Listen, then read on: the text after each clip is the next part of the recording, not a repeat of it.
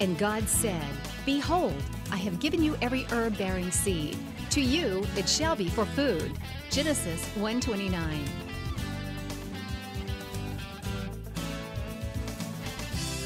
Man did eat angels' food. He sent them meat to the full. Psalm 78:25. Everyday Manna with Lisa. Hi everybody, and welcome to Everyday Manna. Today we are going to make a chili pot pie. We're going to have a roasted lime, spicy lime, corn on the cob, and then we're going to make an appetizer of black-eyed peas, a baked hot black-eyed pea dip with tortilla chips. So we're going to get started. I have in this pan about a pound of very lean ground round, because the ground round was actually on sale at the store and cheaper. And I always tell you, buy what's on sale. And so normally I cook with ground chuck, but the ground round was on sale, so that's what we got. To that, I'm going to add an onion, just a medium onion, and some green pepper. This is just one of the variations of chili that I make. I make so many different kinds of chili because that's one of my favorite things to eat. I love it with pasta, like a macaroni or spaghetti even, or I love it with this kind of a topping. In this case, we're going to use cornmeal. We're going to make like a pie dough type thing, but we're going to be using some cornmeal. So we're going to cover it with a crust, and we're going to bake it. But chili is just one of my favorite things. So I'm going to mince up an onion. This is just a yellow onion, but you could use a white onion or a red onion, whatever you have on hand. And this knife is not sharp, so it's going in the sink, and I'll sharpen that later. I need to do a show showing you how I sharpen my knives, and we will do that. I'm going to add my onion to my pan. Now remember, I've told you before, if it's at all possible, try to work on a big cutting board that's beside your stove. That way, as you cut, you can just put it in the pan to be cooking. I couldn't cook without a cutting board. My mother never used one, and I don't know how she cooked all those years without a cutting board, because I use it for everything. Cut the green pepper, and then I like to get out the seeds with a little paring knife. So I like green pepper. You could use a red pepper. You could use an orange pepper or a yellow pepper. Just remember, they are a tad bit sweeter than the green peppers. I love peppers of any kind. Just cut out the little membrane with the seeds. And on the end, I like to just cut out that little tiny little stem looking thing. And then the rest of the pepper is usable. You've heard me say it so many times, but it's true. Cut your peppers from the inside out. This has, by nature, it's not put on there, like a waxy coating type thing. It's actually like a skin. That's what you peel off when you roast peppers, and that can be hard to cut through. So if you cut your peppers from the inside, it's a whole lot easier. And I'm just going to cut this up. Doesn't have to be perfect sizes, it's okay. And add that to my pan. Now you could make your favorite chili recipe if you wanted to, and just top it with the dough that we're going to make, but I'm going to make this particular recipe. Again, I make several different kinds of chili. With beans, without beans. I make turkey chili, I make chicken chili, I make all kinds of different chilies, because I love it. And this time of year when it's a little cooler, in the fall and winter months, chili is fabulous to eat. It warms you up. So we're going to add this to our pan. And let that go. Let the beef brown and the peppers and onions soften.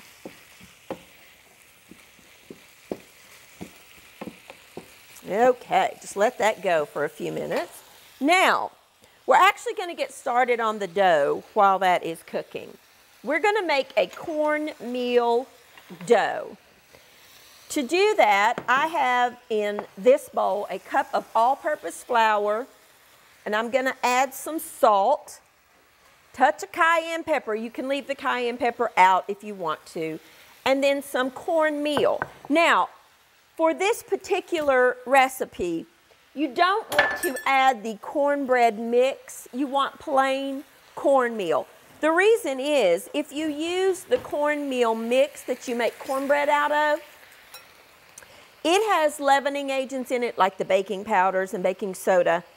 And we're not making a bread, we're making a pie crusty type dough. And you don't want that you don't want it to be fluffy. We're making a pie dough type thing. Then I've got 1 stick of cold butter. Very important that it be cold. And I'm going to cut it into cubes if I can. And I'm going to add it to the dough. A little bit at a time, and I'll show you here in just a second. Going to add in pieces to the dough. Spread it all around. When I add about half of it, I'm going to, you can either use your fingers, you can use a pastry cutter, you could use 2 knives, you could use whatever you have on hand. What I'm doing is taking the flour and cornmeal and coating the butter and kind of smushing it into smaller pieces. You want the final result to resemble like wet sand. Think of wet sand, and that's what you want. Not everybody has a pastry cutter. So your fingers you always have. So I use my fingers for it, or you can use a couple of knives. Just take the cold butter. It's very important that that butter be cold. And add it to it, and once you get a couple of spoons in there, then you just want to take your fingers and coat it with the flour and cornmeal mixture and make it into little tiny pieces. I'm going to take a quick break. I'm just going to add the rest of this butter. I won't do anything else other than stir that. And when I come back, we're going to get this pot pie together and in the oven, and we will start on our corn. I'll be back in just a minute.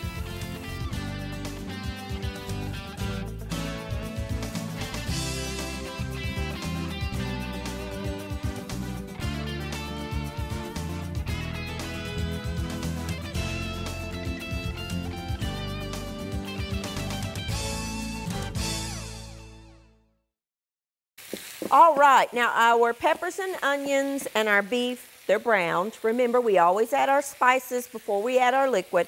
That's just some salt and pepper, some cumin, and some chili powder. Stir that in. The oils from the beef just cause those flavors to bloom, and it does make a difference. I've tried it both ways just to see. Okay, does it really? Yeah, it really does make a difference when you add your spices in first. Then to that mixture, we're going to turn that down a little bit. 1 of the small cans, 4-ounce can of diced green chilies, couple of cups of, I like the fire roasted diced tomatoes. And then, let me stir that in first.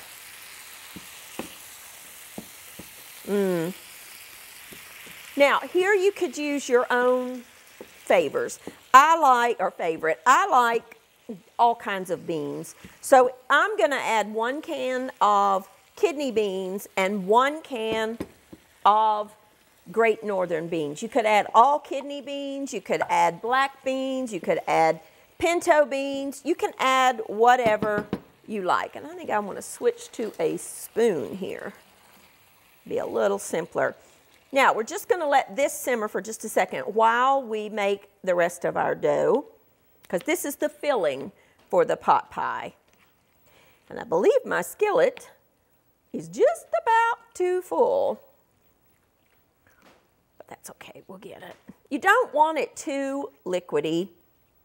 I did drain most of the liquid off of the beans. I just used canned beans. I did drain most of the liquid off of there. Some peppers there. But I left the liquid on the tomatoes. Now, just turn that down and let it simmer for a second while we finish up the pie dough. Now, I have a baking dish here that I have sprayed with the non-stick cooking spray. Now, here is our dough, and you see how the butter is completely coated in the cornmeal and flour mixture, which is exactly what we want. Now, I've got here some very cold water, and I'm going to add a tablespoon at a time. I'm going to start with 4 and see what we need, and I'll show you what you need at the end. You don't want to add too much, but you don't want to add too little. And it really depends on the humidity in your room as to how much water it takes. You can do this whole process in your food processor if you want to. Pulse it all together and then add the water until it comes to a ball. But I kind of like doing it by hand. I'm going to need a couple more at least. I'm going to add 3 more. And it really does just depend on how much you need. It is dependent upon the weather to a big degree. You want it to kind of hold together when you crumble, but you don't want it to fall right apart. So I am going to need a little more. Now remember, that's plain cornmeal. That is not cornbread mix or cornmeal mix. That's just plain yellow cornmeal. You can add white cornmeal if that's what you have. I just prefer the yellow. I think it looks prettier. Yeah, we're coming together. Can feel the difference. And when you use your hands, that's the key. You really do feel the difference in the dough. I think maybe 2 more tablespoons ought to do it. We'll see. See how it's changed the look of it already? It's messy, but that's okay. You know, cooking is. Let's see. I think that probably will do it. Yeah, I do believe. We'll see. To where it comes together into a ball. Now I'm going to show you how I do mine. Everybody does theirs differently. I'm going to add on my board a little bit of flour, or you could use the cornmeal, either one. Not much, but a little, because I don't want it to stick on my board. And I'm going to put this out onto my cutting board. And I'm going to see, now you got to be careful when you're doing pie dough because it will continue to swell and absorb. So if you add too much liquid in the beginning, you're going to have a mess on your hands. So that's why once I get it to where it's almost a complete ball, I put it out on my board and I see what I've got. And I'm just going to lightly knead it just a little. You don't want to overwork it because then it ends up being very tough. And I think that's going to actually work. You see how that just kind of come to a, like a ball? Now, you could refrigerate this if you weren't going to use it immediately, and it actually would be a little easier if you do wrap it in plastic wrap and refrigerate it, but I'm going to be using it. So I'm going to go ahead and roll it out. You could, if you wanted to, just pat it out, but I do have a rolling pin, so I am going to just, because I floured the board, see how easy that moved out, and I've got my baking dish here. So what you want to do, and I have a rectangular baking dish. If yours is round, you of course would want to make it more rounded. But I kind of want my dough to be about the size of my baking dish. Now let me see, a good way to do that is set it on there and see if you're about right, and I think I am. Maybe just a hair more. And I think we're good. Now what you want to do is put this filling in the bottom of that dish I'm going to empty some of it out and then I will pour it, because I just have lost the strength in my wrist. I don't know what's going on, and I have a hard time with lifting anymore. So I tend to get the weight out first and then I can lift it. Turn my eye off. And this is so good. If you were not serving corn on the side, you could add a can of corn to this, but I'm going to actually serve my corn on as a side dish. But if you weren't, if you were just going to use this as your main dish and this only, and trust me, you could, it's extremely filling, you wouldn't, you know, you could add some corn to it. Pat it down. Carefully, carefully, carefully. What I like to do, moment of truth here, is fold my crust over.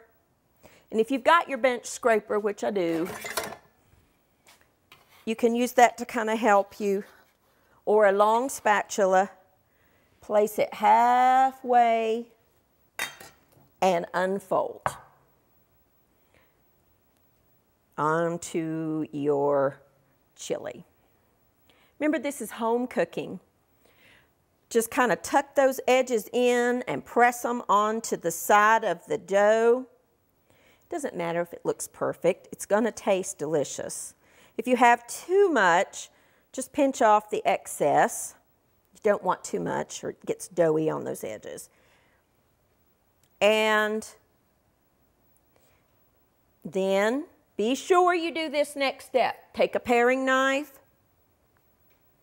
and cut in some vent holes to let that steam escape. This is going to go into a 425-degree oven for about 30 minutes. I'll be back in just a minute. I'm just going to put this in the oven.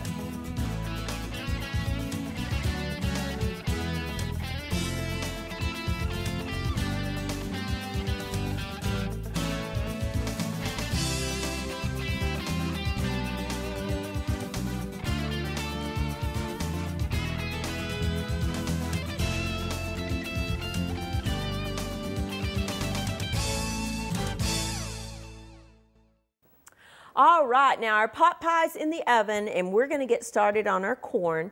I have some ears of corn here that have been washed and shucked. I've got a stick of butter that is softened, and I've got a couple of limes that I need to zest. Now, if it's summertime and you're grilling, or maybe even in the wintertime and you're grilling outside, by all means put this on your grill. It's really good. Gets that little bit of char from the grill on the corn. You do the same recipe, but instead of roasting it in the oven, you can put it on the grill. I love it, and I do grill year round. If it's at all possible for me to get outside and grill, I'm outside grilling. I love lime, so I'm going to add the zest of one and probably half of the other. And then I'm going to juice them. Add that zest right to it. Just make sure you wash them. Cut them in half. I do this first to loosen up those juices.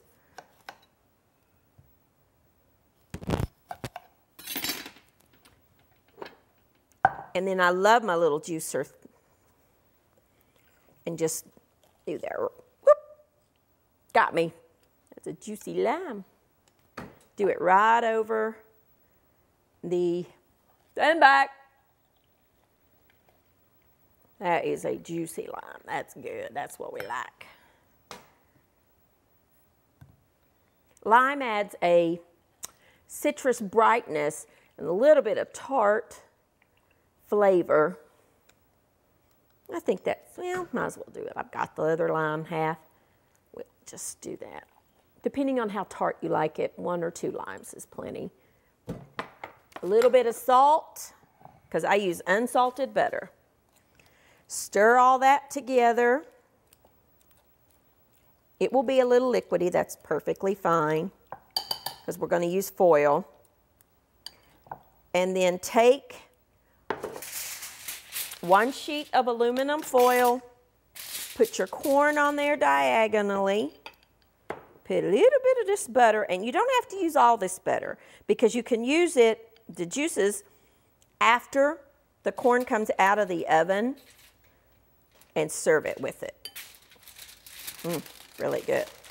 And you just want to wrap up each one of these little corn on the cobs, and that butter will melt and the lime juice will be on there, and it'll just be so good. And you just repeat that process. Let me show you the dip real quick, and we'll get all this in the oven and let it all bake. Now, I'll show you how to do this, and then we'll wrap it up over break and get the rest of them in the oven. In my food processor, I have 1 can of drained pinto beans. They're not pinto beans. They are black-eyed peas. I'll get it in a minute. Some cayenne pepper, about 3 ounces of cream cheese that I'm going to cut into a little bit smaller pieces. Don't have to do too much because the food processor will do the work. Some cheese. I'm using the stores are really starting to sell those cheddar cheeses in the like white cheddar, yellow cheddar together, Vermont cheddar, all kinds of different cheeses together. Couple of cloves of garlic. You don't need to bother mincing them, because the food processor will do the work for you. These little cloves are wanting to stick. I think I will cut them in half.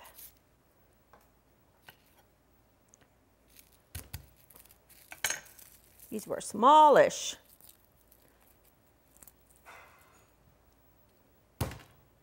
Do it right the first time, Lisa, and you don't have to fool with it, right? Smash it. Get that skin off there. Then put your lid on your food processor, and we're just gonna blitz this till it's very smooth.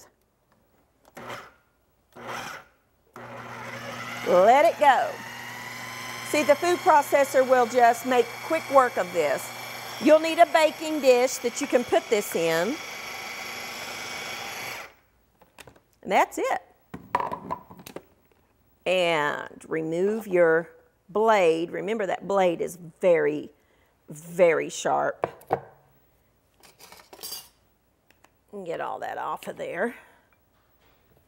And we're going to put this in the oven, and it's going to bake for about 20 minutes right alongside the chili pot pie. Top it with a little more cheese at the end and let that melt, and serve it with tortilla chips. And it's so good. And if you don't want to use black-eyed peas, you could use really any kind of bean that you want. You could do it with black beans. You could do it with Great Northern beans, lima beans, whatever you like. Whatever kind of, soft green, or not green, but bean that you like. So that just needs to go into the oven about 20 minutes. The last 5 minutes, we're going to add a little more cheese. All righty, now we are done, and the best part is ahead, and that's to eat. The pot pie, when it's done, you need to let it sit for about 5 minutes or so before you get it out. But this is what it looks like with your crust, and oh, so good. And then, of course, our delicious corn. And what I did was I just took it out of the foil, and the remaining butter that was in that bowl with the juices, I just poured over it so it can just soak up all of that lime goodness. There, let me get it off that mat so it's even. And just turn it around like that to get all of that butter and the juices. And if you have some of the Mexican grating cheese, Jotica cheese, that's delicious over this, by the way. Or Parmesan cheese. If you don't have any of the Mexican cheese, just grated Parmesan has a similar texture, a little sharper bite in flavor, but delicious nonetheless. And then here is so let's just get our plate together. So an ear of corn. And then our wonderful little dip, our black-eyed pea dip. And all I did was add some extra cheese on top and finished baking that. So we'll just put a little bit of that on there. And I like the little chips that kind of scoop so you get a bowl, kind of, you know what I mean? And I would serve this with little tortilla chips or maybe some pita chips or whatever you like. But there you go. There is an easy, quick meal for you. We've got our wonderful chili pot pie, a one crust pot pie. And if you wanted to, you could make double that crust and put one on the bottom. I typically don't do that, but you can if you want to. And then our delicious zesty limed corn on the cob that you can do in the oven or on your grill. And then our wonderful little black-eyed pea dip with our tortilla chips to serve. Here are just some easy, quick recipes for you and your family to try. Thank you for joining with me. Let me know what you think about these recipes and anything in the future that you would like to see. Just shoot me an email, everydaymanna.org, and we will do our best to get those kinds of dishes coming.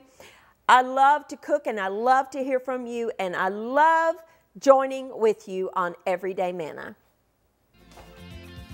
Thank you for watching Everyday Manna with Lisa. This program is made possible by viewers like you. Your support is continually needed to keep Christian programming on the air. Please send your best financial gift to Living Faith Television in care of Everyday Manna, P.O. Box 1867, Abingdon, Virginia 24212.